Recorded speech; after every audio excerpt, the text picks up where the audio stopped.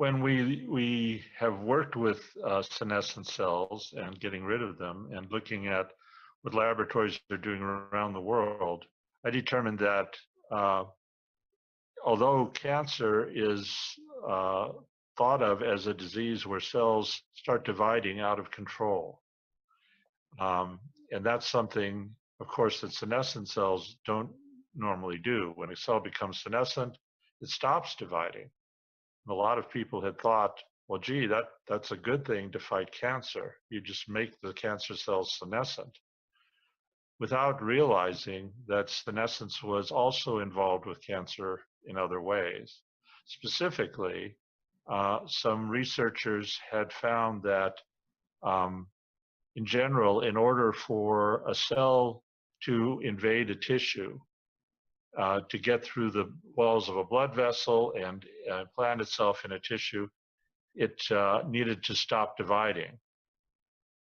And it also needed to release factors that would digest the wall of the blood vessel. These are common features of metastatic cells, cancer cells that have broken away from the original tumor and are going through the bloodstream to a new site where they go through the wall of a blood vessel into a tissue and start growing there. But I realized that sounded, the first part of it sounded a lot like what senescent cells do. They stop dividing and they start secreting factors that they shouldn't normally secrete. And so we looked at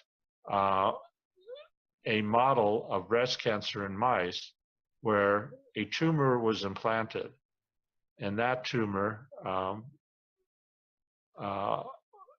was virulent enough that in a short while it would start metastasizing. We chose that particular model because we wanted to be able to determine whether SIWA 318 could interfere with metastasis. And in fact, what we found was that when we injected our antibody twice daily for 3 weeks in mice that had this tumor implanted and were already having metastases, that we reduced the amount of metastasis to the lungs statistically significantly. What that means is that looking at our results, the reduction didn't occur just by chance. It was a greater reduction in metastasis than you would expect if you had done nothing, for example.